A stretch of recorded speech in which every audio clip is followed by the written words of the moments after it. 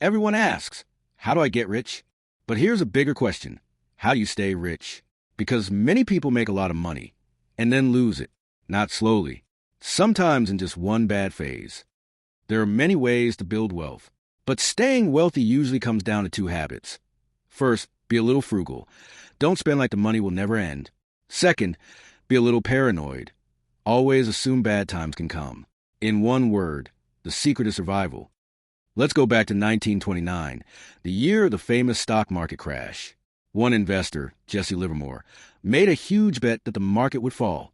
When the crash hit, he made an unbelievable amount of money in a single day.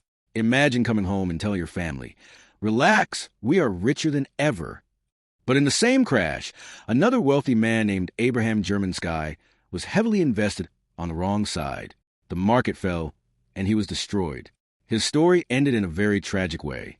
Now, you might think Livermore was a genius, and Sky just made a mistake. But here's the part that actually matters. After that big win, Livermore became overconfident. He took bigger and bigger risks. Just a few years later, he lost everything too.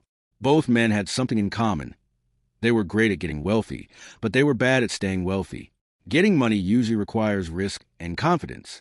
You start a business, you invest, you take chances. But keeping money requires the exact opposite: humility, patience, and protecting yourself in the worst-case scenario. Because one big mistake can erase years of hard work. Survival matters because of compounding. Compounding is like planting a tree. In 1 year, it looks small. In 10 years, it's solid. In 30 or 40 years, it becomes massive. But compounding only works if you don't get knocked out of the game. If a crash, heavy debt, or panic selling wipes you out, that tree never gets the time it needs to grow. Here's another example. Warren Buffett and Charlie Munger had a friend named Rick Guerin. He was a smart guy and a great investor. But he was in a hurry to get rich, so he used a lot of borrowed money or leverage. When a big market fall came, he had loans to pay off and was forced to sell his shares at the worst possible time. Buffett and Munger survived that crash because they weren't forced to sell. Rick didn't. Same talent, different outcome. The only difference was survival. So what should you do in real life?